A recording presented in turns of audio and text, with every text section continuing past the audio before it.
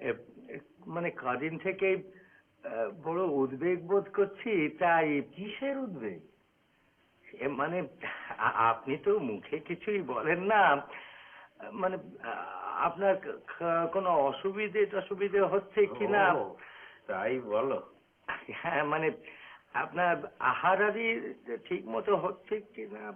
দেখো গুরুপদ, তুমি তো তোমার সাধ্য মতো সবই করছো, আর তুমি তোমার সাধ্যের সীমা অতিক্রম করো তা তো আমি চাই না।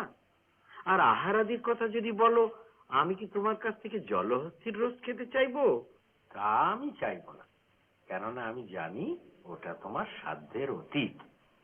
আগে তো তেমন তেমন হলে বড় মুখরোচক। তোমরা যাকে স্টোন এজ বলো, সে সময় অনেক খেয়েছি, এখন আর পাবে না।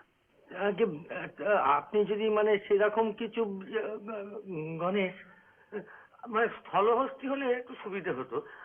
জলহস্তি ও পাওয়া যাবে নিউ মার্কেটে, আজকাল সব জিনিসই পাওয়া যাচ্ছে। তাহলে না, কোনো অসুবিধা হবে না, খোঁজ করো তাহলে। কোনো অসুবিধা হবে, পাওয়া যাবে। ইয়ে, আপনার কোনো অসুবিধে টসুবিধে হচ্ছে না? আমাকে প্রশ্ন করে লজ্জা দেবেন না। আমি কেউ না, কিছুই না, অতিদিন অতি ক্ষুদ্র, অতি সামান্য। আমার নিজের সুখ বলে কিছু নেই। গুরুদেবের সুখেই আমার সুখ, তার স্বাচ্ছন্দ্যে আমার স্বাচ্ছন্দ্য, তার পরিতুষ্টিতে আমার পরিতুষ্টি। একে আমি পাই ব্যাবিলনের এক ফলের বাজারে। নেবু তখন নাবালক, আমি তখন শিশু। তাহলে ইনিও কি?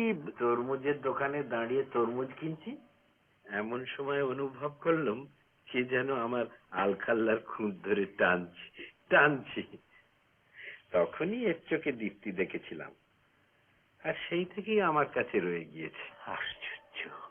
তবে অসুরের জাত তো অ্যাসিরীয়, আর পূর্বজন্মে ছিল বৃশ্চিক, তাই একটু।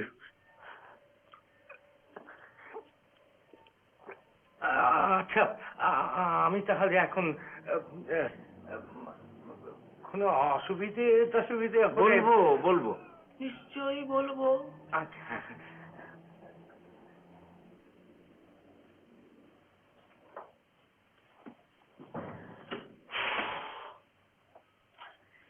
দাদু, বাড়ির খাবার দাবার মানে একেবারে স্টেল হয়ে গেছে।